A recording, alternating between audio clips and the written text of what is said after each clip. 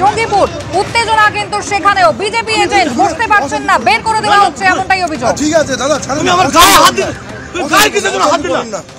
গায়ে কিসের জন্য হাত দিলা? ভোটার কে আছে, ক্যান্ডিডেট ঢুকে দিত, তুই কিসের গায়ে হাত দিলা? গায়ে কিসের জন্য হাত দিলা? তুমি গায়ে হাত দিলে কিন্তু ভুল করলা। ले जाइए भाई, गाয়ে হাত দিছ। আমি নিজে আমার ভোটার, তুমি ভোটারকে কনভিন্স কেন করলা? ভোটার আমার গায়ে হাত দিলে এর পরিণাম তুমি বুঝতে পারবে। हाथ नहीं इसके बढ़ रहा है यार, लेके जा रहा हूं ना, इधर किस लिए आ रहा है? वोटर को स्लिप कर रहा है, क्यों क्यों वोटर कर रहा है आप, क्यों जा रहे हैं आप? एक मिनट, गाय किसे जो हाथ दिছো তুমি? इसको लाइन पे আমি বুঝে শুনে অশান্তি করেন না ভোটার। না না রাজীব ঠিক আছে চৌধুরী দাদা, আমাদের প্রতিনিধি রয়েছেন টেলিফোন লাইনে। রাজীব, ঠিক কি ঘটেছে? গায় কিসের জন্য হাত দিলা? ভোটার সেটা হচ্ছে কুসুমিতা শ্রুতির যে 64 নম্বর যে বুথ রয়েছে সেই বুথে পৌঁছে গেছিলেন সকাল সকাল বিজেপি প্রার্থী ধনঞ্জয় ঘোষ। তৃণমূলের অভিযোগ যে তিনি ভোটের বুথের মধ্যে ঢুকে ভোটারদের প্রভাবিত করছেন। তৃণমূল নেতা গৌতম ঘোষের প্রতিবাদ করাতে তার সঙ্গে প্রায় হাতাহাতির পর্যায়ে যায় এবং কেন্দ্রীয় বাহিনীর জওয়ান যারা সেখানে মোতায়েন ছিলেন তারা বুথ থেকে দুজনকে সরিয়ে দেন এবং একেবারে ধনঞ্জয় ঘোষের যে নিরাপত্তা রক্ষী ছিল তাদের সঙ্গে তারাও গৌতম ঘোষকে সরিয়ে দিয়ে যান।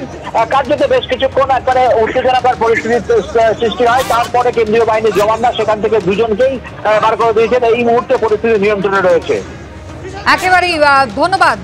এই মুহূর্তে ছবি আপনারা দেখছেন যেখানে অভিযোগ করা হচ্ছে, তৃণমূলের অভিযোগ যে ধনঞ্জয় ঘোষ বিজেপির প্রার্থী, তিনি প্রভাবিত করার চেষ্টা করছিলেন ভোটারদের এবং সেই সময় তৃণমূল নেতা গৌতম ঘোষের সঙ্গে বাদানুবাদে জড়িয়ে পড়েন তিনি। কেন্দ্রীয় বাহিনী তাকে সরিয়ে দেয়।